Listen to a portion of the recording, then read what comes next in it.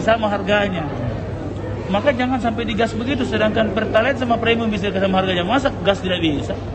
Itu logikanya. Jadi saya berharap ada kebijakan begini karena kasihan masyarakat. Ya, yang rasakan ini kita di bawah, saya ini suka ke bawah. Ya, jadi saja harganya itu dorong sampai 25 sampai 27.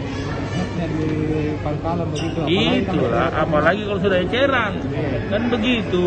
Jadi kalau saya perlu kontrol harga ini dalam pandemi seperti ini agar supaya jangan sampai justru jangan anggap itu headnya naik sedikit saja, bukan, dilihat di eceran nanti, lihat perkembangannya dengan kan begitu.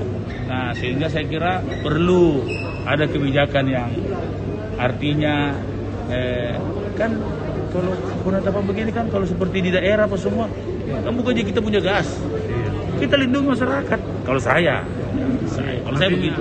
Sayanya kan bukan di kota nunya. Kalau ke kota aku camboki. Artinya kalau itu ditinjau ulang kembali harganya. Kita berharap ada harga-harga yang bisa punya pertimbangan kondisi hari ini. Yang Ramadan bagaimana Pak? Ya, tidak bisa karena kita kan harus turun dengan apa yang di atasnya.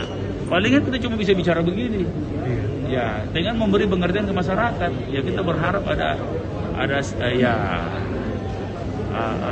ada kompensasi kira-kira begitu. Kalau sudah ini diputuskan ada kompensasinya apa? Sama seperti itu Pertalite sama premium. Premium mau dikurangi, Pertalite naik, tapi sama harganya dulu untuk motor. Kan bagus. Itu kan maksudnya ada kompensasi keringanan masyarakat. Nah, saya berharap gas juga melakukan yang sama. Kalau mau dikasih naik, apa kompensasinya? Nah, supaya masyarakat ada keseimbangan manfaat atau hanya untuk manfaatnya itu dibagi. Kan begitu. Yang lagi ramai ini Pak.